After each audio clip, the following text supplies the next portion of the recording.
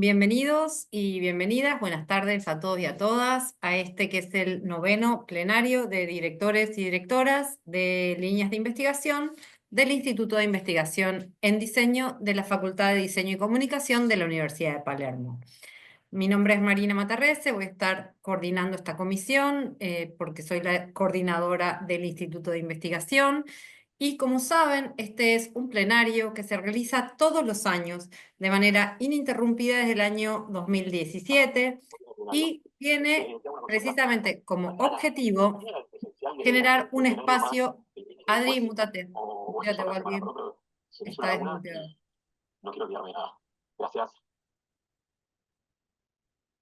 ¿Listo? Bien. Tiene entonces como objetivo este plenario que se realiza todos los años, generar un espacio de intercambio entre directores y directoras de las diversas líneas de investigación para armar puentes, para convocar nuevos investigadores posibles, para puntear una agenda de investigación común de manera independiente, aunque la lleven adelante directores y directoras de las distintas líneas. En definitiva, para reflexionar sobre los avances de nuestros proyectos, de nuestros enfoques, las transformaciones que fueron dándose al interior del devenir de cada línea y los nuevos desafíos que vamos enfrentando porque estamos permanentemente dialogando con la contemporaneidad. Muchas de las investigaciones, entonces, como bien van a contar los directores y las directoras, se realizan en el marco de convenios con instituciones académicas de todo el mundo y se consolidan estas investigaciones en diversas publicaciones, en las publicaciones puntualmente de Cuadernos del Centro de Estudios de Diseño y Comunicación y en actividades internacionales, muchas de ellas llevadas adelante por la propia Facultad de Diseño y Comunicación, pero otras que nos exceden. En julio de cada año, y esta cita es una disquisición que me parece importante, se realiza además, y los estamos invitando a todos y a todas, un coloquio que es internacional de investigadores en diseño, en el que se ponen en común y se socializan las investigaciones llevadas adelante puntualmente en el último año, en el cual en este coloquio están los directores, las directoras, junto con sus equipos de investigación y dan cuenta en detalle de del último proyecto de investigación y, por consiguiente, de la última publicación. Es decir, la investigación correspondiente al agosto 2024, julio 2025, en general. Hay líneas que tienen proyectos bianuales, entonces depende de la amplitud del último proyecto.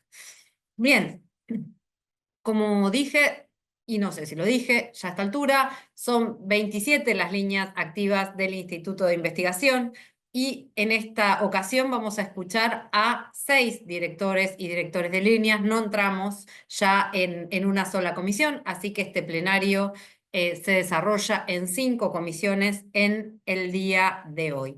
Y les doy una clave para poder interpretar en los PowerPoints que van a pasar los directores y las directoras. Cada línea tiene un número de línea, ¿correcto?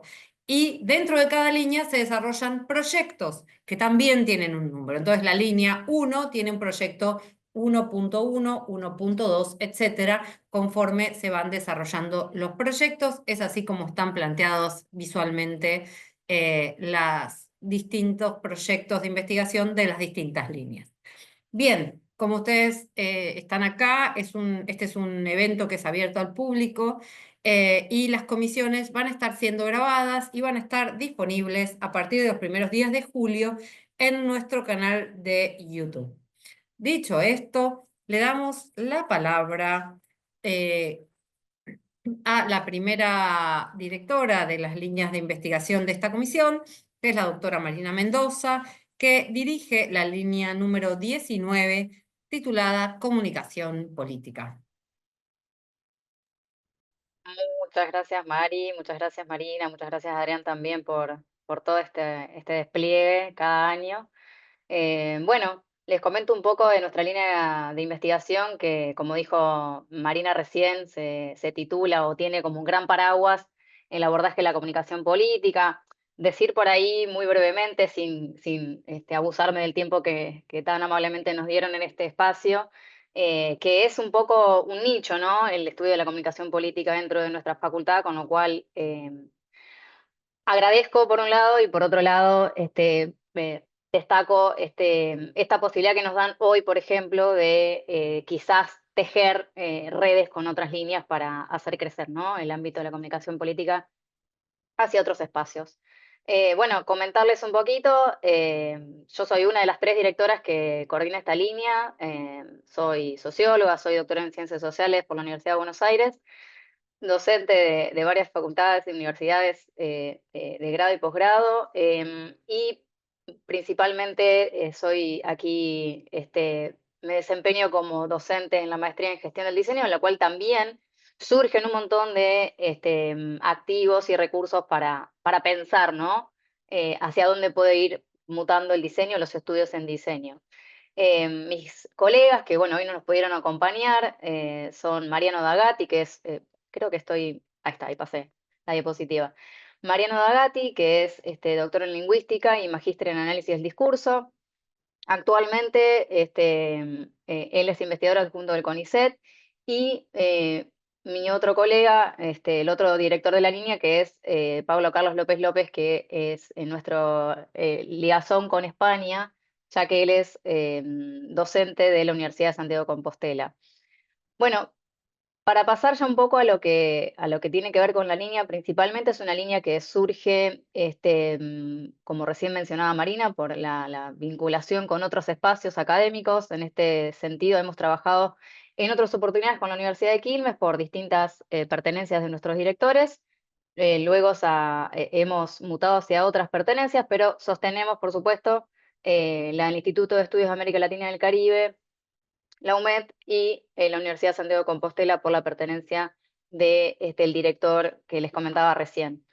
Con respecto a lo que tiene que ver específicamente con nuestra historia, que decía recién Marina, un poco poder reconstruir la génesis de la línea, se creó en 2019 y desde entonces lo que intentamos hacer es producir un número por año, ¿sí? Que es obviamente una apuesta bastante ambiciosa que, digamos, hasta el momento funciona, y ya les voy a contar, más llegando al final de la presentación, que hemos decidido a partir de este año hacer una apuesta bianual por cuestiones varias que ya les voy a presentar.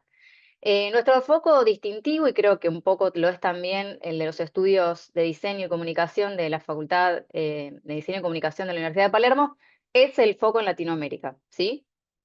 Esta idea, que fue un poco nuestra idea de origen, tiene que ver con intentar hablarnos, digamos, hablar nosotros desde Latinoamérica para Latinoamérica y tratar también de hacer congeniar, si se quiere, visiones del primer mundo con los sucesos que acaecían en nuestra latitud. Por eso van a ver que los 5 números que desarrollamos hasta ahora, sumado al Call for Papers que está en este momento vigente, guardan una relación con procesos bien latinoamericanos. De esa manera es que, bueno, tenemos el último número, sí, acá empezamos al revés, nuestro último número, que fue el cuaderno 231, lo publicamos durante el primer semestre del año pasado.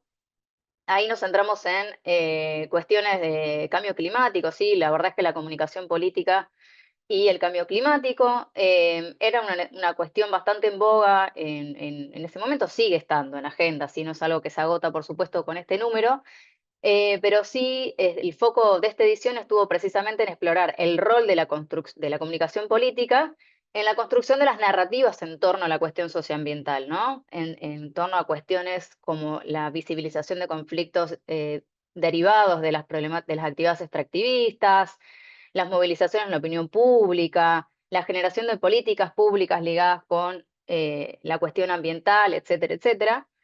Como ustedes saben, nosotros recibimos un montón, o se imaginarán, todos los directores de esta línea, de las distintas líneas, lo sabrán, recibimos muchos artículos, de los cuales no todos pasan, obviamente, el proceso de evaluación. En este caso, 7 de esos artículos sí pasaron el proceso de evaluación y fueron publicados finalmente en este número que, si bien tiene el foco en Latinoamérica, obviamente, como les decía, compara en ocasiones, gracias a la virtud de los autores que nos acompañan, eh, cuestiones, por ejemplo, que están pasando también en otros lugares del mundo. Con respecto a nuestro número 4, fue publicado en el primer semestre de 2023, se centró también en la comunicación política en contextos de crisis, ¿sí? No crisis socioambiental, sino crisis más amplias, atendiendo a la emergencia de contextos de protesta social y demandas que también acaecían en nuestro continente, en nuestro sur. En ese entonces recibimos 10 artículos de diversas latitudes de Iberoamérica, trabajos teóricos, trabajos de casos, comparativos, caso único, de una, bueno, de diversidad de cuestiones vinculadas con protestas ciudadanas, movilizaciones, cuestiones que nos permitían pensar en la circulación y en la gestión del conflicto, y particularmente por este sesgo que tenemos latinoamericanista, bueno, también centrado en los colectivos indígenas, rurales y feministas, que son un poco lo que emergió, ¿no?, de ese número. Pasando al tercer número, tuvo que ver con el abordaje de la incidencia de la fake news, de la desinformación sobre la democracia, las democracias latinoamericanas. Nos interesaba observar, saliendo un poco del contexto pandémico, ¿sí? Para que ustedes se imaginen cómo fue pensado este número, qué había pasado en ese contexto, ¿no? ¿Qué había pasado con la comunicación, con la información, con los medios de comunicación?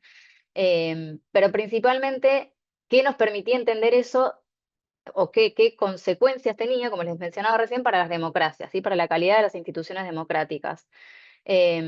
Aceptamos en ese momento 7 artículos sobre temáticas muy amplias, también trabajos teóricos, trabajos más empíricos, sobre casos de Argentina, de Ecuador, de Perú, Venezuela, trabajos comparativos con España, trabajos vinculados con campañas electorales, procesos electorales, migración, etcétera. En el segundo número nos centramos, bueno, no, una cosita antes de pasar al segundo número, creo que estoy bien con el tiempo.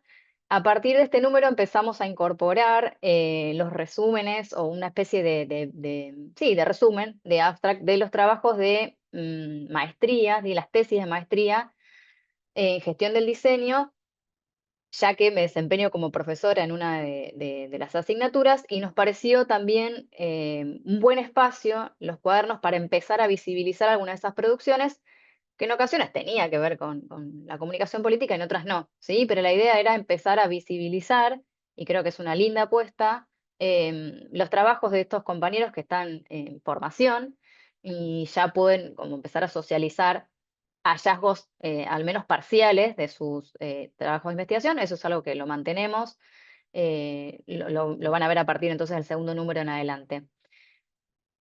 Perdón, sí, del tercer número en adelante. Con respecto al segundo número, ahí sí estábamos bien atravesados por el contexto pandémico, no tuvimos como mucha creatividad en su momento y bueno, lo centramos en comunicación, la comunicación política en el contexto de la pandemia. Lo interesante es que nosotros siempre apostamos a lecturas situadas, y si se quiere también historizadas, pero en este caso lo que nos ayudó a entender qué rol tenía la comunicación política en el contexto de la pandemia es que tuvimos que hacernos de las lecturas del momento, más coyunturales, para tratar de después entenderlo a un nivel más macro, ¿no? Este fue el número 136, como ven.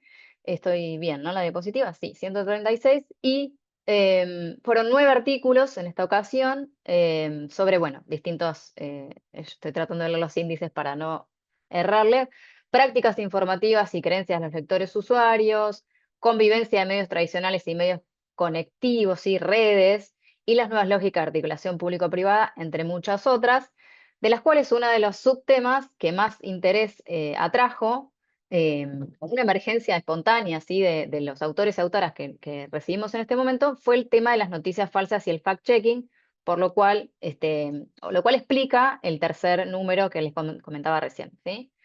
Eh, el, a ver, el primer número, que fue nuestro debut en los cuadernos, tuvo que ver con una especie de diagnóstico de situación, si se quiere, de la comunicación política en América Latina, Y para eso no fuimos tan asertivos o tan, no buscamos, ¿sí? Para ser yo asertiva, no buscamos tanto lo fino de la especificidad de un tema en particular, sino que buscamos relevar distintas agendas de investigación, ¿sí? Para ver hacia dónde podíamos llegar a definir la identidad de de nuestra revista.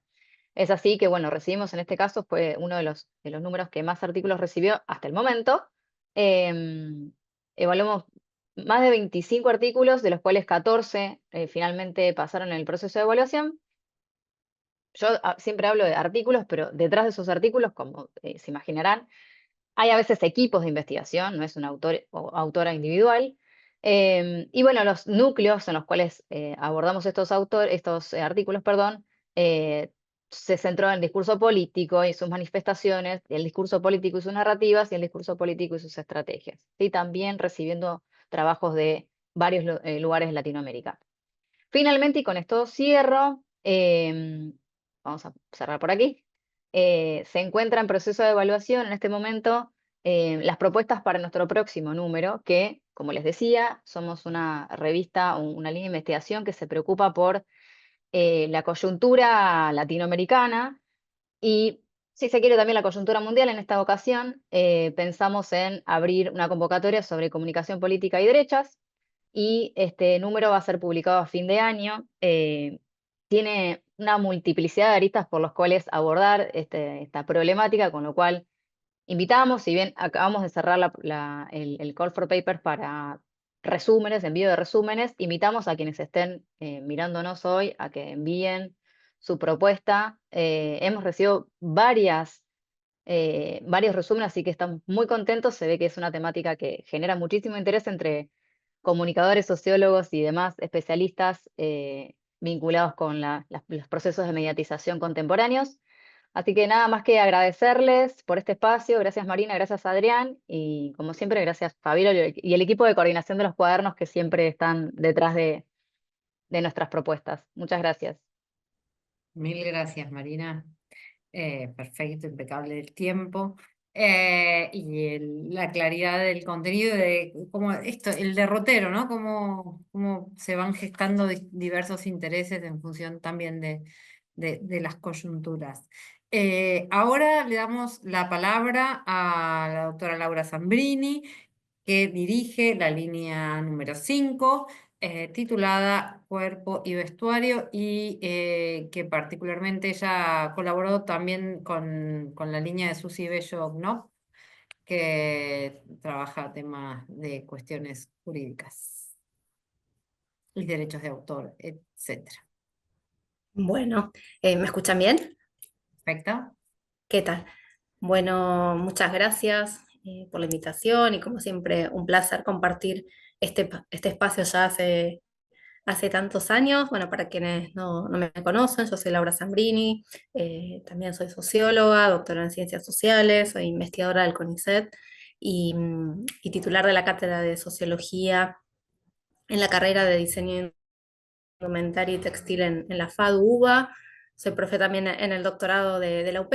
Y bueno, ya hace varios años que mi expertise, mi tema de investigación tiene que ver con la sociología de la moda, podríamos decir, o del diseño de indumentaria. Y bueno, y en ese recorrido es que surgió esta propuesta de dirigir esta línea de investigación de cuerpo y vestuario, cuando realmente era un área de estudio muy incipiente, y fue todo un desafío y que sigue siéndolo, pero bueno, cada vez se van ampliando más las personas interesadas en el tema, pero con esto que tiene que ver con construir a partir de las prácticas vestimentarias o de la moda un objeto de estudio, podríamos decir, científico, ¿no? Entonces, bueno, en ese sentido, eh, en este recorrido, lo que fui haciendo es tratar de reunir aquellos trabajos que tengan solidez académica, que en general eran frutos digamos, de maestrías, de doctorados, o incluso de investigadores de otras regiones, de otros países, por dicho, sobre todo de Brasil en particular, que ahí tuvimos bastante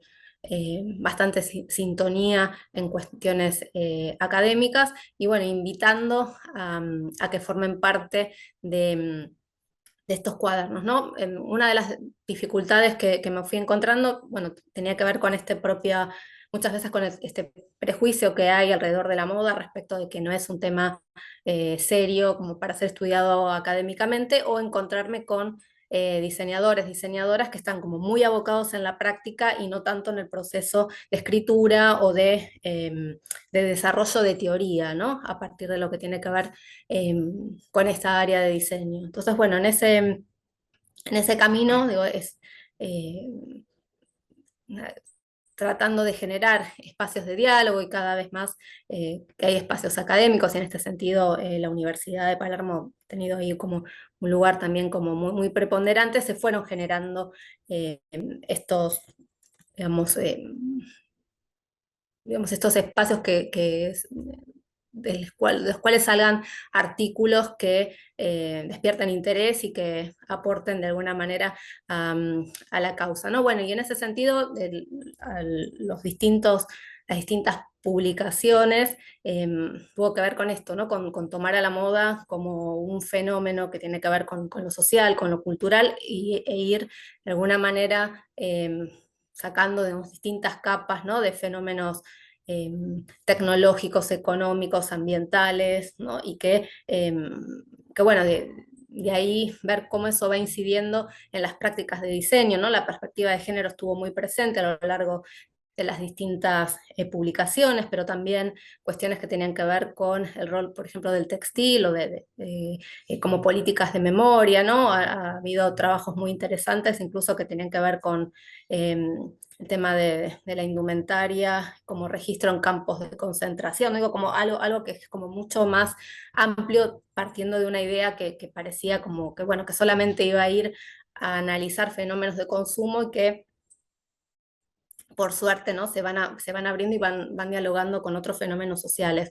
Bueno, por supuesto también cuestiones que tienen que ver con la historia reciente, con prácticas que se posibilitaron a partir de la llegada de la democracia y la creación de las carreras de diseño, pero también trabajos anclados en el siglo XIX en distintos países de Latinoamérica, como Ecuador, Colombia, bueno, Brasil, como les decía antes. Y bueno, el último, ahora también empiezo eh, de atrás para adelante, ¿no? El último cuaderno que recién mencionaba Marina, que hicimos en conjunto con Susi Bello, con su grupo, en alianza con la Universidad de Salamanca. El eje ahí, digamos, la impronta estuvo en la cuestión que tenía que ver con la sustentabilidad. Entonces, bueno, reunimos trabajos que problematizaran estas cuestiones, poniendo en diálogo Argentina, España y algunos colaboradores de otros lugares. Y bueno, y en el resto de las publicaciones, como tomar así como un concepto que es ordenador o paraguas también para convocar distintos trabajos.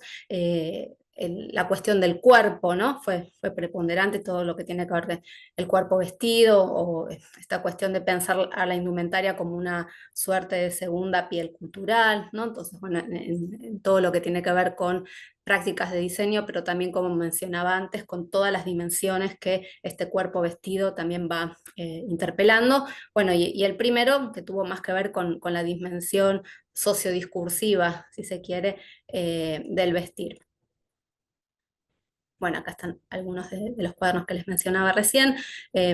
Como les decía, la mayoría son productos de trabajos de tesis de maestría, de doctorado. Participaron desde diferentes países, de Ecuador, Colombia, Brasil, España.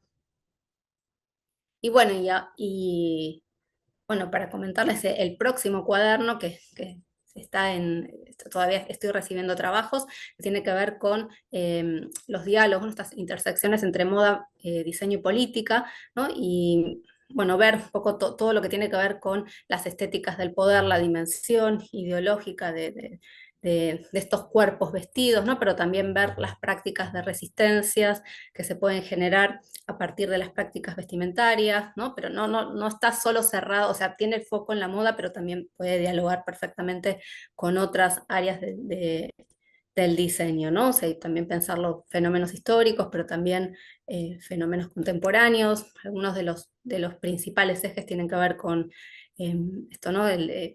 Cuestiones de género, de clase, la indumentaria, digamos, desde cómo se visten los políticos, ¿no? Hasta cuestiones que tienen que ver ya con cuestiones más institucionales, ¿no? Narrativas visuales, estéticas decoloniales, modas disidentes, bueno, hay como, o sea, es como, bueno, ahí está todo ahí como más detallado, así que están invitadísimos a difundirlo o si quieren colaborar con algún trabajo, todavía hay algo de tiempo, así que el llamado está en plena vigencia, también con fenómenos tecnológicos, ¿no? O sea, cómo también todo lo que tiene que ver con, por ejemplo, la inteligencia artificial también va redefiniendo las prácticas de diseño, las prácticas de vestir, las formas de presentación del show. Y bueno, desde ahí seguir reflexionando con todo lo que hace a este fenómeno. Así que bueno, acá está mi contacto y bueno, nuevamente agradecer por el espacio. Muchísimas gracias, Laura. A las y los directores que así lo deseen, lo que les sugerimos también es si quieren poner en el chat el mail de manera tal que quede disponible si alguien se quiere comunicar con ustedes o mandar algún tipo de colaboración con respecto a Call for Papers que tienen en vigencia. Bien. Bueno, acá la política como un eje transversal que está atravesando las dos líneas y que en realidad a veces uno está en diálogo y no se entera porque cada uno está en su equipo, en su línea, en su viaje, digamos, ¿no? Para eso también está bueno estos espacios en los que, bueno, se pueden tender puentes, así como de los cuales Laura en este caso dio cuenta de que estuvo trabajando con otra línea, etcétera. Y se pueden armar esas cuestiones que siempre son bienvenidas. Bien, le damos la palabra entonces a la doctora Ana Cravino, que dirige la línea número 3, que se titula Forma y Materialidad, para que nos cuente el devenir de su línea de investigación. Bueno, gracias. Bueno, soy Ana Cravino, soy arquitecta y doctora en arquitectura por la Universidad de Buenos Aires. Agradezco mucho la oportunidad de estar acá, de escuchar este diálogo polifónico de distintos aspectos.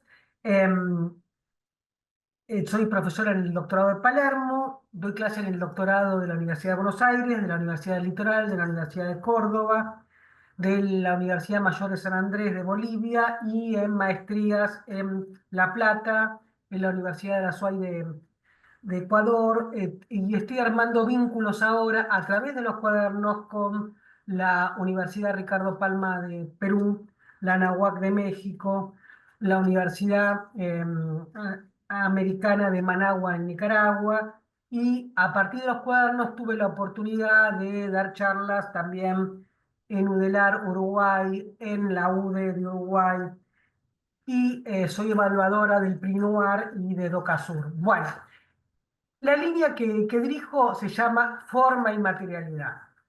La noción de materialidad en sentido amplio.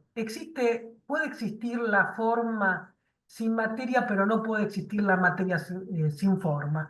Entonces, hablamos de varios aspectos con respecto a la incidencia de la morfología, el estudio de la forma, y la tecnología y la materialidad en el diseño de espacios y productos, en sentido amplio. O sea, productos que pueden ser productos objetuales, indumentales, espaciales, etc.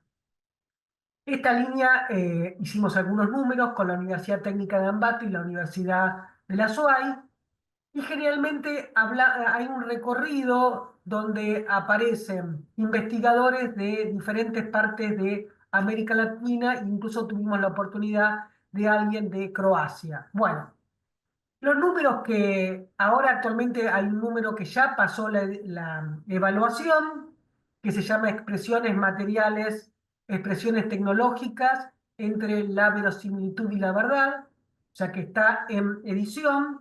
El número 2026 se va a llamar Diseño y Arquitectura entre la abstracción y la figuración. y siempre las convocatorias son amplias y abiertas. En el último número que hablamos de expresiones materiales y tecnológicas, nos dimos cuenta que hablar de materialidad excedía muchísimo más de lo que nosotros pensábamos. Por ejemplo, cómo concretar un plan urbano, cómo concretar un plan de vivienda, que era la transformación de una idea en algo real. Entonces encontramos que la noción de materialidad era mucho más de lo que pensábamos. Bueno, un número que salió el año pasado fue revisando estas y aquellas modernidades. En este cuaderno 231 apareció el sentido de modernización, modernidad, modernismos en claves latinoamericana. Estas modernidades periféricas, estas modernidades apropiadas, estos regionalismos críticos de la modernidad, y participaron investigadores de Ecuador, México, Argentina, etc. En el número anterior, Art Deco, Caminos de la Forma, abrió un nuevo evento, ya se lo comuniqué a Adrián, que va a haber un libro entre la Universidad de Anáhuac y la Universidad de Palermo sobre el Art Deco a los 100 años de la famosa exposición de arte decorativa. Es interesante este número porque aparecieron distintas interpretaciones y distintas modalidades del Art Deco en América Latina, e incluso el caso acá de Croacia, y cómo el Art Deco fue eh, un significante vacío que cada país, si quieren decirlo así, en términos de las últimas dos exposiciones, políticamente quería comunicar. Entonces, el Art Deco fue, por un lado, un estilo o un lenguaje internacional que manifestó lo peculiar de cada nacionalidad. O sea, fue una paradoja en su propia formulación, ¿sí? En un contexto muy nacionalista donde todas las naciones se miraban hacia adentro. En el número anterior hablamos de las lógicas y las poéticas del habitar del espacio doméstico. El espacio doméstico que durante muchos años fue minimizado eh, por las historiografías de la arquitectura y el diseño. En este caso hay un papel protagónico de la mujer, ¿sí? Cómo el espacio doméstico empezó a tener lugar en las historiografías cuando se empezó a hacer, por ejemplo, Michel Perrot, la historia de las mujeres y la historia de las alcobas, ¿sí? Como esos lugares que estaban siempre impermeables a la mirada pública. Y es muy interesante porque la noción de lo doméstico y la noción del espacio doméstico adquirió una amplitud mucho más allá de lo que pensábamos, con enfoques no solamente contemporáneos, sino también históricos. En el número anterior trabajamos sobre la noción de metáfora orgánica, cómo la mímesis, la biomímesis, la inspiración en la naturaleza toma diferentes vertientes, desde aquellas que podemos decir estilísticas o formas nuevas del lenguaje contemporáneo, de la arquitectura y el diseño, pensemos una Zaha Hadid, hasta las miradas más duras del ecologismo, ¿sí? Cómo mirar de la naturaleza para aprender formas desde la biofilia, con trabajos muy rigurosos que en este caso participaron gente de Canadá, ¿sí? y Chile, ¿sí? Además de los tradicionales Colombia, Ecuador, etc. En el número 113 trabajamos sobre el legado del Bauhaus, esta deriva americana del Bauhaus, el impacto del Bauhaus en América Latina, cómo cada país aprendió algo del Bauhaus, la síntesis entre la artesanía y el arte, la intención de que el diseño fuera una clave nueva hacia la industria, eh, la formulación del diseño como una nueva disciplina, una disciplina con un valor intelectual propio, auténtico, y en este sentido también hubo trabajos muy interesantes de Ecuador, de Uruguay, de Argentina, en las universidades de La Plata y Córdoba, o sea, cómo podemos encontrar el impacto del Bauhaus en América Latina, en algunos casos muy tempranamente y otros casos más tardíos. Em, y tenemos dos números, que son los dos números iniciales, donde intentamos crear un vocabulario riguroso, una taxonomía para describir y analizar las formas. Entonces trabajamos con taxonomías objetuales de espacios y productos. También fue un trabajo, esta mirada fue con una lectura histórica, como por ejemplo el aporte del Deutsche Wehrmacht, el funcionalismo, el movimiento de Stig, o sea, diferentes movimientos arquitectónicos donde encontramos en la precisión terminológica un desafío para describir la arquitectura y el diseño. Y esto también pasó en el primer número, que fue hecho con colaboración de tesistas y recientes graduados del doctorado de Palermo para analizar estas nuevas definiciones, esta necesidad de un vocabulario riguroso. Bueno, estamos abiertos a nuevas discusiones y los invitamos a participar de esta línea. Muchas gracias. Muchas gracias, Ana, por la exposición. Ahora viene la presentación de la línea Creatividad, Emoción y Espacio, que es la línea número 24, también dirigida por otra arquitecta, la doctora Sandra Navarrete, y acá estamos como con el match de disciplinas, ¿no? Match de disciplinas, dos sociólogas al principio, dos arquitectas luego, que pueden llegar a dialogar con distintos acentos y con distintas miradas sobre un mismo campo. Gracias, Marina. Mientras comparto, converso, pero bueno, si estás autorizada, es más, te pido que me ayudes a tener el control del tiempo. Cumplo con eso. Bien, estamos... Ahí está. Bueno, en primer lugar, agradecer a la Universidad de Palermo que en esta larga trayectoria del Instituto de Diseño, con 25 años de publicación de cuadernos, me haya dado este espacio. Es un honor para mí, especialmente después de ver todas las presentaciones y el desarrollo tan avanzado, perdón, que tiene cada línea, y esto es un momento tan enriquecedor poder compartir, es lo que hablábamos recién con Marina. Bueno, le agradezco mucho a Marina y al decano Oscar Echevarría que confiaron en mí para guiar esta línea.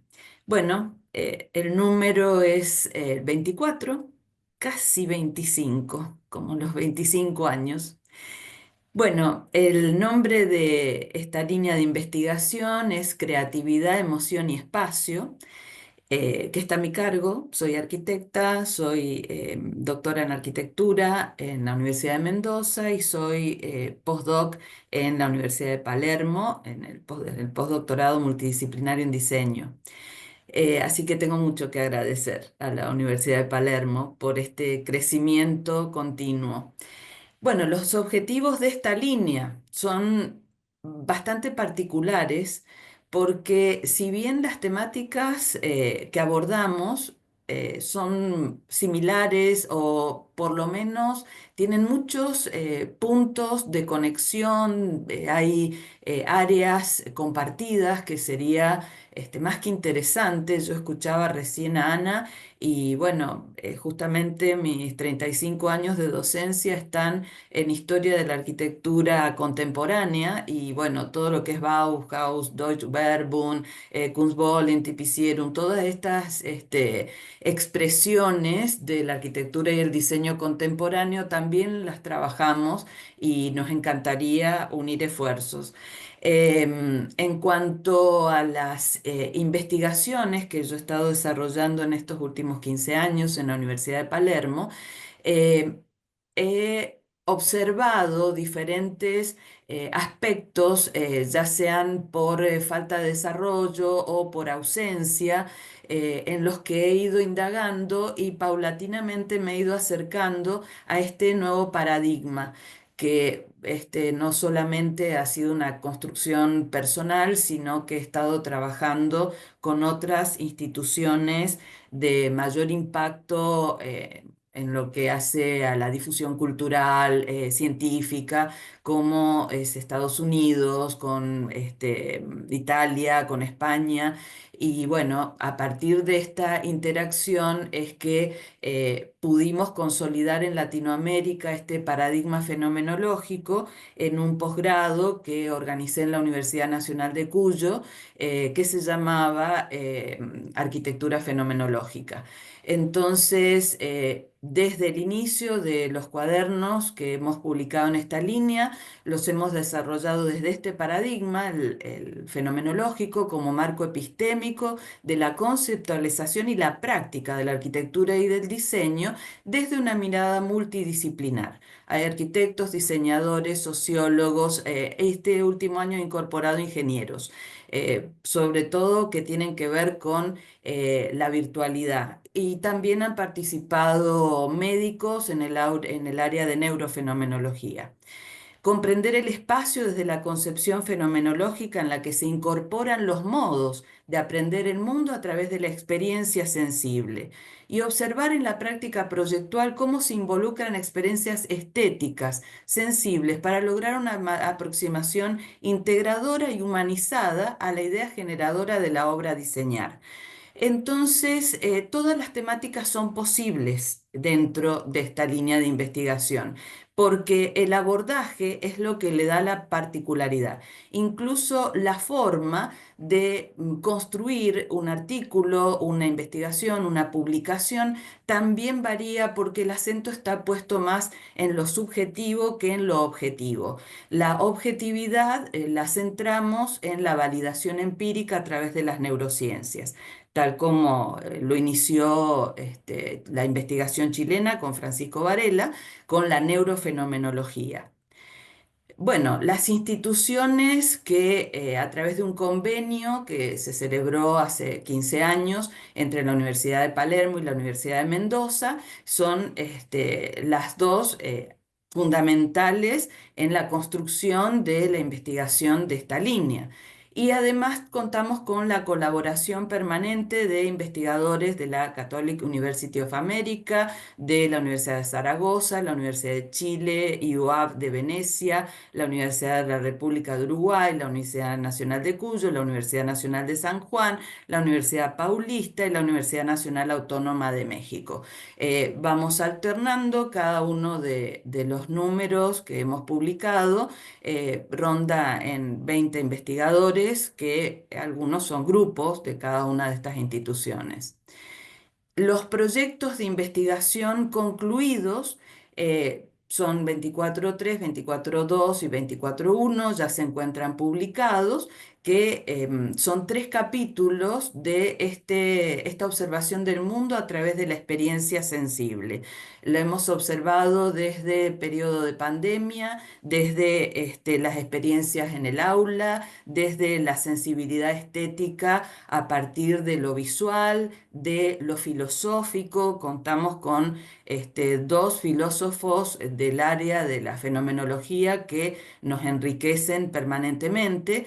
Y bueno, cada una de de estas 3 partes, de estos 3 capítulos, han ido profundizando y se han ido adentrando más en aspectos relacionados a la emoción como un factor determinante de la constitución del espacio y de las investigaciones, y también como un disparador de la creatividad.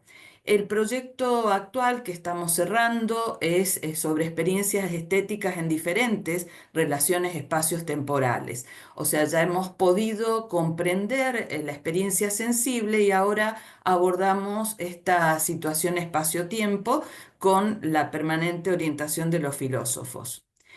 Bueno, en nuestro último número publicado, trabajamos generalmente divido la publicación en áreas temáticas que incluso tienen que ver con la afinidad disciplinar de cada una de estas partes. En la primera parte tiene que ver fundamentalmente lo social, entonces aparece tanto la filosofía como algunas otras reflexiones que, bueno, en este caso son dos de filósofos y una investigadora de CONICET, que hablan de la sensorialidad, pero sobre todo de la participación social en diferentes espacios y contextos. La segunda parte son los aportes de las neurociencias en la validación de las reacciones emocionales, donde hacemos estudios biométricos con la Universidad de Chile y todo el estudio de lateralidad hemisférica y demás, que demuestra que la sensibilidad, la emoción, la fenomenología se refleja en áreas específicas del cerebro. O sea, esto es tangible, no es una reflexión dialéctica simplemente. Y la tercera parte son casos de aplicación de miradas fenomenológicas en diferentes atmósferas. El segundo número fue un nuevo paso hacia la consolidación de la perspectiva sensible del ser por encima del hacer. Creo que en lo que hace al hacer es lo que compartimos con la mayoría de las otras líneas temáticas, con la profesionalidad de cada disciplina. Ahora estamos acentuando la posibilidad de ser en primer lugar, esta subjetividad que propone lo fenomenológico como punto de partida para el hacer. Entonces, bueno, hemos abordado desde los relatos metafóricos, analogías, experiencias, todo lo que tiene que ver con el fenómeno en sí mismo y, bueno, vivencias, experiencias, todas desde perspectivas disciplinares diferentes con amplia trayectoria en investigación científica. El primer número, esto es asincrónico, ¿no? El primer número fue la presentación de los tres posibles abordajes, creatividad, emoción y espacio, que de por sí son conceptos muy trabajados, divulgados y profundizados en nuestras distintas instituciones, pero el desafío fue observar si era posible vincularlas porque en el diseño hay múltiples variables que tienen que ver con estos factores y de qué manera se pueden interrelacionar y se pueden potenciar. Entonces, bueno, tomamos como primera exploración lo que era la creatividad pedagógica, la fenomenología como presencia emocional en el diseño y tipologías espaciales y sus construcciones de atmósferas sensoriales. Esto tiene una muy fácil transferencia en nuestras publicaciones, además de lo que hacemos en la Universidad de Palermo, tienen cabida en otros espacios, somos invitados generalmente por otras instituciones a presentar en conferencias, bueno, es como que es la gran novedad, si bien lleva un siglo ya todo este estudio de lo fenomenológico, pero la posmodernidad con el auge de la sensibilidad es lo que le ha dado protagonismo y los últimos premios Pritzker en arquitectura están siendo dados a arquitectos de fuerte carga fenomenológica. Bueno, esta línea de investigación está desarrollándose en forma ininterrumpida desde el 2019, aunque mis publicaciones y las de otros investigadores están presentes en otros cuadernos, como el de Fabiola Nopp, ahí, bueno, no quiero nombrar a nadie en particular, pero Fabiola y Alejo están tan presentes en nuestras vidas y obviamente Marina, que es quien nos supervisa, nos orienta, nos encamina un poco. Así que bueno, va creciendo nuestra comunidad en lo que hace al paradigma fenomenológico, pero nunca es suficiente. La verdad que es un intento permanente el de sumar mayores experiencias, otros estudios, otros enfoques, incorporarlos y atravesarlos por este paradigma. Así que esta presentación, más que mostrarnos, es invitarlos a sumarse a nuestra línea y poder construir un corpus sólido dentro de esta perspectiva que está siendo muy valorada a nivel internacional. Así que, bueno, muchas gracias, Marina. No sé cómo estuve con el tiempo. Impecable, Sandra. Hablé tan rápido que me pisaba a mí misma. No, está impecable, Pero, pero se entendió perfecto, ¿eh? Nadie notó el apuro, bueno, gracias, gracias, salvo sí. vos. Bueno, muchísimas gracias, Sandra, por tu exposición. Ahora le damos la palabra a la directora de la línea número 10, que se titula Giros y Perspectivas Visuales, que es Alejandra Niedermayer.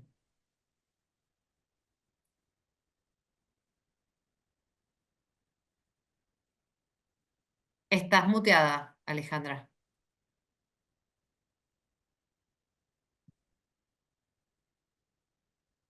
¿Desmuteaste y muteaste? Ahora Ahí sí. está, ahora sí. Tan embalada, tan contenta estaba.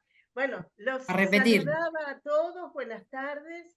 Siempre es una alegría presentar en los plenarios la labor de investigación que llevamos a cabo.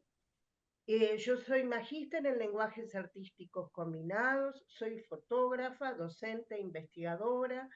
Como investigadora tengo un pie en la historia y otro en el múltiple presente y escribo sobre el lenguaje visual, indagando sobre estética, género, medio ambiente, y varios de todos estos escritos han sido publicados en diferentes libros nacionales, internacionales y en nuestros cuadernos.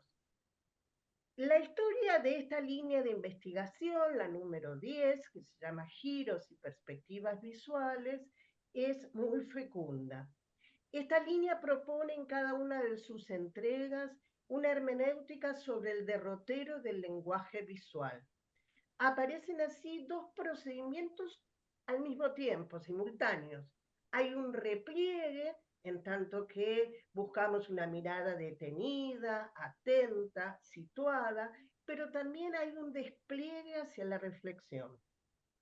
Las universidades que nos han acompañado hasta el presente son, ahí los tienen muy bien, ahí los tienen muy lindo con los logos todos, en la Universidad San Buenaventura de Cali, la Universidad París 8 de Francia, la Universidad Nacional de Colombia a través de su maestría en medios visuales, la Universidad Jorge Tadeo Lozano, el Instituto Profesional Santo Tomás de Chile y la Universidad de Desarrollo también de Chile.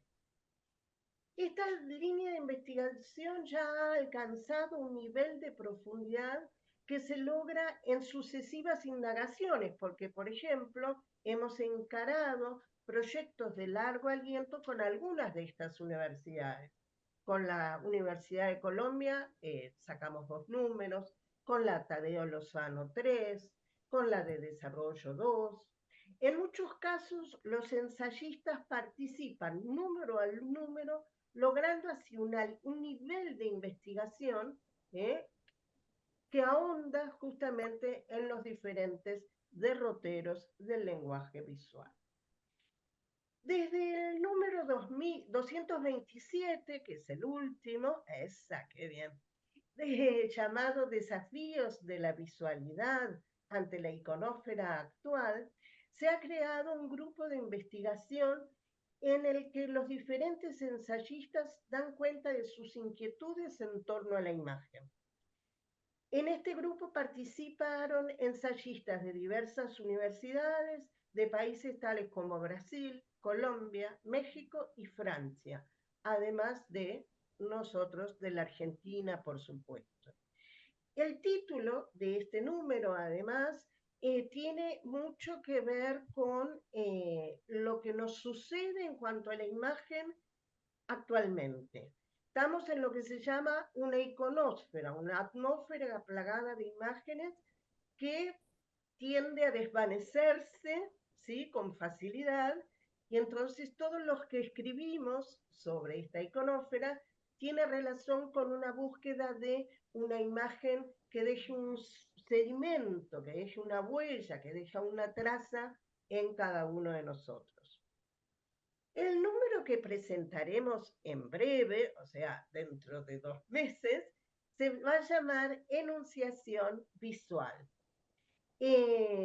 Por supuesto, continúa con las reflexiones de esta línea de investigación y tiene que ver exactamente sobre la pregnancia que tiene la imagen desde hace mucho tiempo y que esa emergencia solicita un ejercicio hermenéutico desde varias ópticas y alrededor del amplio espectro de posibilidades tecnológicas que en este caso tenemos que tener muy en cuenta, sintácticas y semánticas. El análisis orbita desde la producción, siempre desde la recepción y desde la distribución. Hay una frase que nos resulta iluminadora de Michel Foucault y que dice, hay momentos en la vida en los que la cuestión de saber si se puede pensar distinto de cómo se piensa y percibir distinto de cómo se ve es indispensable para seguir contemplando o reflexionando. Perdón, pero estoy muy resfriada. En este ejemplar integramos saberes. Se encuentran diferentes caminos investigativos en los que se aprecia la reunión de distintos materiales de ensamblajes y fundamentalmente se dan a conocer allá. Es interesante poder leer en los distintos escritos preocupaciones coincidentes que se van solapando para arribar a propuestas enriquecedoras. En los análisis que los diferentes ensayistas hacen sobre diversas producciones estéticas, aparece como motor de búsqueda la conciencia del momento que se está viviendo. Además, los diferentes artículos albergan múltiples marcos teóricos que a veces son concurrentes y otras no. Esto amplía mucho el alcance de la estela que cada texto emite. Una vez más se han establecido, es una modalidad que yo uso habitualmente, establecer ejes para contribuir en una mayor especificidad de escritura y de lectura. En el caso del último, que vamos a tener en 2 meses, estos ejes son materialidad, desmaterialización, deconstrucciones discursivas y, como siempre, que es un eje que también siempre incluyo, variables didácticas. En cada eje encontramos ensayistas de, por ejemplo, la Universidad CETIS de México, de la Universidad Privada de Bolivia y, por supuesto, de la Universidad de Palermo. En el eje materialidad, justamente, estos escritos analizan también la inteligencia artificial, esto que está irrumpiendo en nuestra vida de algún modo. Si bien en este cuaderno se la analiza como herramienta utilizada en distintas producciones estéticas, resulta evidente que nos encontramos ante un punto de inflexión en la historia de nuestra relación con la tecnología. La preocupación por la inteligencia artificial tiene relación con considerarla como un medio para ampliar nuestra capacidad de crear significado, pero con la salvedad de no vaciar el significado, ¿sí? Es un poco la premisa. El otro eje de deconstrucciones discursivas tiene que ver con que el estatuto estático de la producción estética se debe pues a que revela verdades de un modo diferente.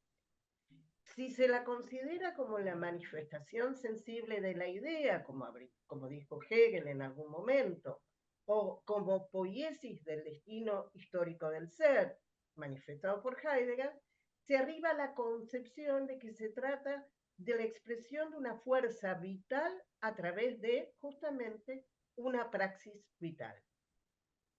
Esta praxis, en clave narrativa en este eje, es examinado también por escritos del posgrado de educación de la Universidad Federal de Pelotas de Brasil, de varios ensayistas de la Universidad Tadeo Lozano de Colombia, del Instituto de Arte de la Universidad de Brasilia y, por supuesto, de nuestra universidad y también de la Universidad de Texas en El Paso. Tenemos también un aporte de una curadora que se desempeña en Francia y que además es docente de la Universidad Sorbonne Nouvelle en París. Y finalmente, el último eje, el de variables didácticas, también cuenta con escritos de la Universidad de Pelotas de Brasil. ¿Sí? Para que vean lo amplio del mundo acá, cómo se conjuga de algún modo. Hace varios años que yo lidero esta línea de investigación y si bien todos los números hasta ahora publicados, que son muchos, si Adrián quiere ir pasando así para que vean, quiero destacar en esta la variedad temporal a la que se refieren sus escritos. Algunos hacen recorridos sobre imágenes y producciones pasadas. Otros, sigamos, Adrián, otros del presente, y en ese presente varios se asoman al futuro. Es decir, en todos los cuadernos que hicimos uno de diseño de arte tecnológico, pedagogías y poéticas de la imagen, la experiencia fotográfica en diálogo con las experiencias del mundo y así varios otros, todos los textos repiensan los procesos y los efectos de la imagen, tanto fija como en movimiento, en un marco de diversidad cultural. De este modo, queda clara la noción de ensamble de modos de análisis que articulan y ponen en relación ópticas absolutamente transdisciplinarias. Se abren entonces horizontes interpretativos complejos y plurales que en este caso, como en todos los otros, siempre me sentí orgullosa de cada uno de los números, pero en este caso, en esta posibilidad de asomarnos un poco al futuro también, me produce mucha alegría y los convoco a que cuando salgan lo puedan disfrutar. Muchas gracias. Muchísimas gracias, Alejandra, por presentar tu línea, tu prolífica línea, como lo has hecho. Y ahora, para finalizar, le damos la palabra a los directores de la línea número 23, titulada El Camino de la Heroína, que son Gabriel Los Santos y Tomás Stewart. Gracias.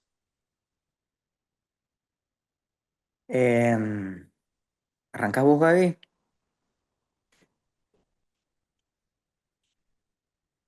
Audio. Estás muteado.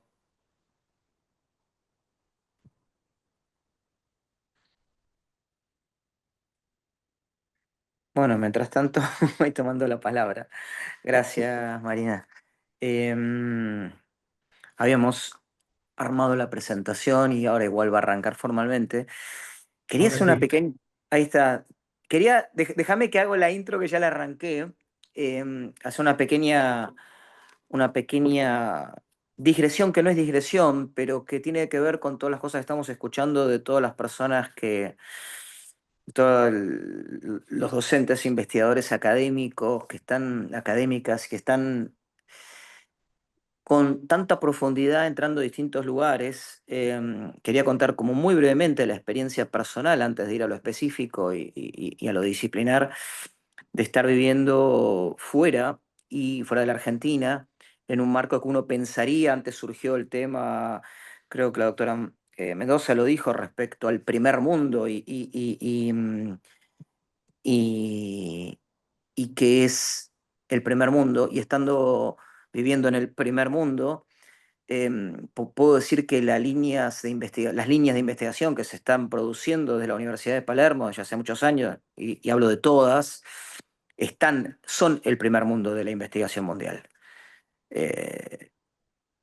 Tanto por lo que personalmente me codeo en ámbitos académicos acá, francamente puedo decir que estamos realmente en una vanguardia de investigación, a través de todo, del instituto que lo comanda, de las formas, de las temáticas.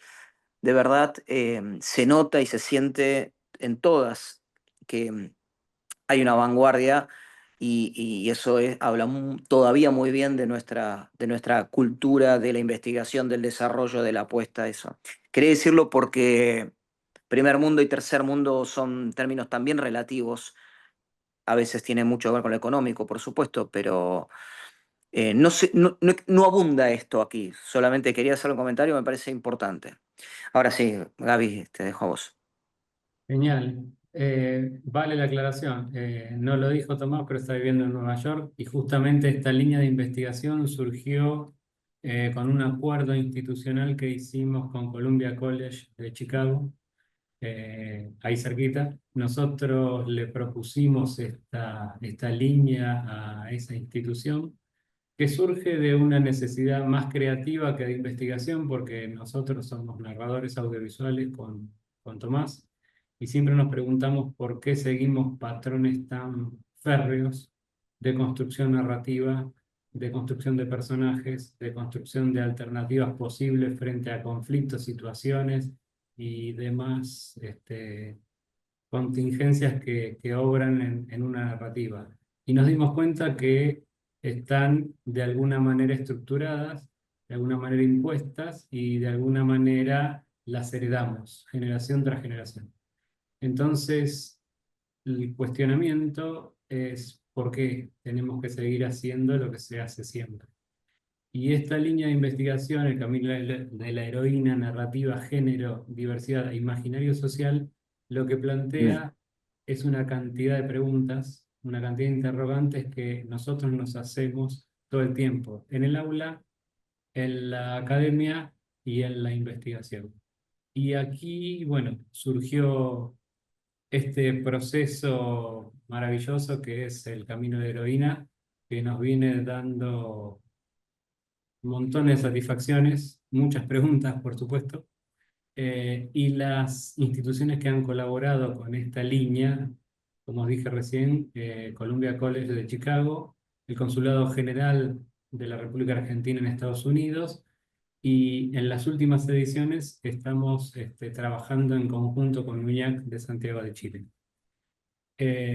Vale aclarar que la línea es bastante amplia, y planteamos de acuerdo a cada uno de los interrogantes que nos ponemos en cada uno de los años en los que inauguramos y seguimos adelante la línea, los planteos.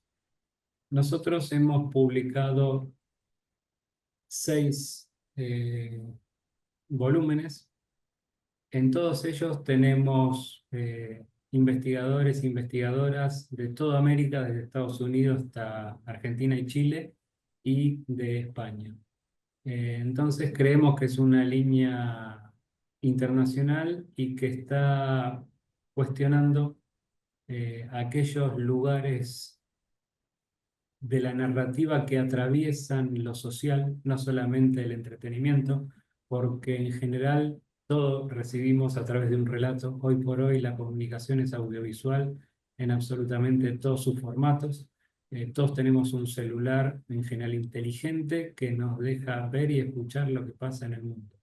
Y eso que pasa en el mundo está construido para que nosotros lo veamos. Y está construido frente a una óptica, frente a una manera de ver el mundo.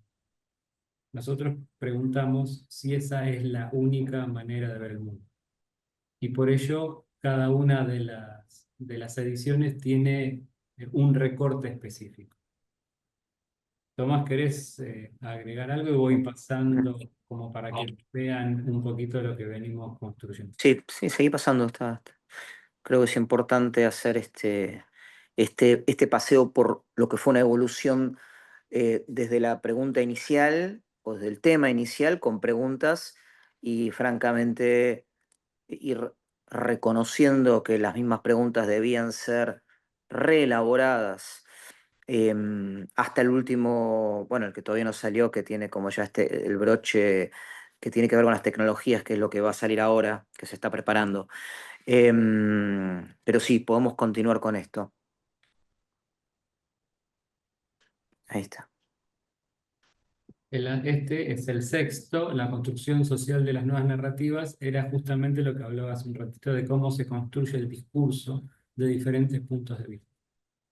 Si bien se ha democratizado de alguna manera el acceso a la información a través de las redes sociales, también es verdad que existe algunos dispositivos, algoritmos y otros intereses que nos van mostrando aquello que nosotros buscamos, de alguna manera. Entonces habría que ver en cuestión en en el libro nuevo que estamos preparando, cómo influye no solamente el tema de la comunicación, sino lo que decía los algoritmos y la inteligencia artificial en las decisiones personales, si es que existen tales. El camino de la heroína en las fronteras de la hipermedia, hablamos del entrecruzamiento de los diferentes formatos en la narrativa, ¿no? Como todos sabemos, hoy podemos consumir diferentes tipos de relatos en absolutamente todos los dispositivos y hay un diálogo entre dispositivos y en la construcción hipermedial de muchas de las narrativas que consumimos, incluso ahora que está en boga El Eternauta, que surge de una histórica y maravillosa novela gráfica, cómo fue esa transposición y cómo las redes van retroalimentando ese relato.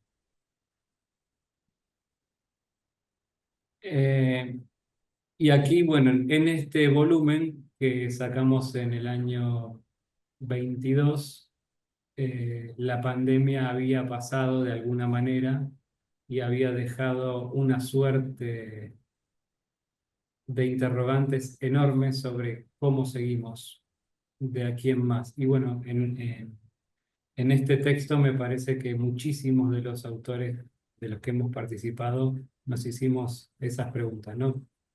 ¿Qué viene ahora? Parece lejanísimo el año 22, pero no pasó nada. Y luego tenemos dos volúmenes que están atravesados directamente por la pandemia. El 142 y el 117. En uno estaba comenzando la pandemia cuando lo estábamos terminando de preparar y en el otro lo construimos en plena pandemia con lo que implicó para todo el mundo ese momento histórico que atravesamos. Y por supuesto que cada uno de los temas que atraviesan nuestra línea son muy actuales porque el relato está vivo y lo vamos construyendo. Entonces es muy difícil separarse de los acontecimientos sociales que nos atraviesan permanentemente. Y el primer texto fue en el año 19, tuvimos un año de preparación, ya que en el 18 hicimos el acuerdo con Columbia College y tuvimos la preparación del primer volumen, donde pusimos los lineamientos generales de esta línea de investigación y se llamó El arquetipo femenino universal para un nuevo paradigma. Y allí empezaron las preguntas de las que le hablaba al comienzo, que todavía siguen sin responder. Creo que tenemos un par de minutos más, ¿no, Marina? Tomás, ¿quieres decir algo? Sí, claro. Gracias. Sí, me parece como súper importante recalcar que la línea está súper viva. Estamos recibiendo nuevas, retroalimentando también la experiencia con diferentes colegas de diferentes universidades que enriquecen y que van a seguir enriqueciendo esto. Cuando arrancamos, nuestra propia mirada estaba sesgada por el interés no personal, pero sí profesional de las áreas específicas. y terminó convirtiéndose en algo más grande que nuestro propio interés primordial, con el aporte de cada escrito y de cada una de las miradas, pero también de la investigación. Me parece muy importante que en parte toda toda esta verdadera aventura del conocimiento se ancla en la investigación, la propuesta audaz y esa conversación con los diferentes y con los otros artículos, notas, ensayos y libros que hay. Como dijo Gabriel, bueno, desde hace prácticamente un año que estoy afuera o adentro, según cómo se mire, y, y de verdad es notorio, como lo quiero resaltar porque a veces no es tan fácil de observar cuando uno está dentro de su propio mundo y de sus propios entornos, y cómo el tema del camino de la heroína, que aquí también se ve como temática, pero se ve como fórmula. Es decir, parte de lo que nosotros entendemos como investigación, romper paradigmas o por lo menos ponerlos bajo cuestionamiento, en general hay muy poco espacio para que esto suceda en estos ámbitos acá, y generalmente lo que se busca es una fórmula que funcione. Y eso es muy interesante porque marca una diferencia muy notoria respecto a cómo encarar un trabajo, y incluso en ámbitos universitarios. Yo doy clase acá también. Básicamente lo que se busca por un tema de eficiencia y también económica, ¿no? O sea, hay como un macro paraguas que tiene que ver con la economía, o sea, todo es economía, eh, incluso la investigación es economía, donde si uno busca hacer algo, resolver algo, es a fin de conseguir una fórmula que funcione para construir o para fabricar un producto, incluso un producto narrativo o un producto libro o un producto de investigación. Entonces eso es muy interesante porque cambia muchísimo la mirada de hambre de conocimiento, hambre de cambio, hambre de ruptura, que nos tiene un poco congregados a todos acá, buscando, buscando entender un poquito más y compartir un poco más. Así que ahora, como decía Gabriel, la próxima etapa ya es salta a entender cómo, y por eso un poco lo estamos preanunciando, pero y recibiendo los últimos artículos, ensayos, eh, cómo la tecnología influye. Uno creería que solamente lo que vemos a través de los medios, pero también es lo que se programa a través de los medios, y no los medios. El algoritmo es como la palabra mágica, no sé si positiva o negativa, o el gran demonio, pero es eh, la sola mención de que las noticias que se escuchan en un lado y en otro sobre el mismo hecho son totalmente diferentes.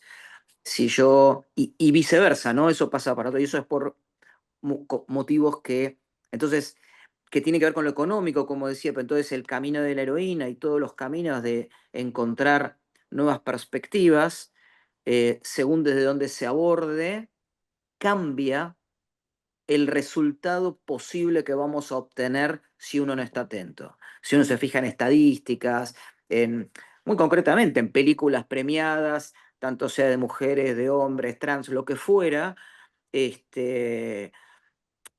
lo que regula ese número es una estadística y un número que va a servir para una suerte de negocio, y significa poner un producto determinado a disponibilidad de una vitrina.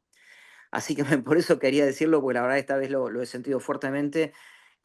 Lo que fabricamos y que se coordina desde la Universidad de Palermo eh, es de verdad algo que producir este conocimiento trasciende todas las fronteras y está muy bueno. Así que, y entonces, de alguna manera es el camino del héroe, el camino de la heroína, el camino del conocimiento que se nos fue integrando. eh, y eso da un poco también más ganas de seguir profundizando. Bueno, Muchísimo. bueno, gracias, muchísimas gracias a todos y todas por escuchar atentamente, y quiero extenderlo a todos los investigadores e investigadoras que están trabajando desde el primer día con nosotros y nos siguen apoyando en esto. Así que gracias. Muchas gracias a ustedes también. Si alguien del público quiere hacer alguna pregunta, etcétera, lo puede hacer vía chat. Entiendo que los mails de contacto de los y las investigadoras están en el chat también. Y a modo de cierre, podríamos decir que eh, la interdisciplina como forma de construir conocimiento desde el sur y un conocimiento situado es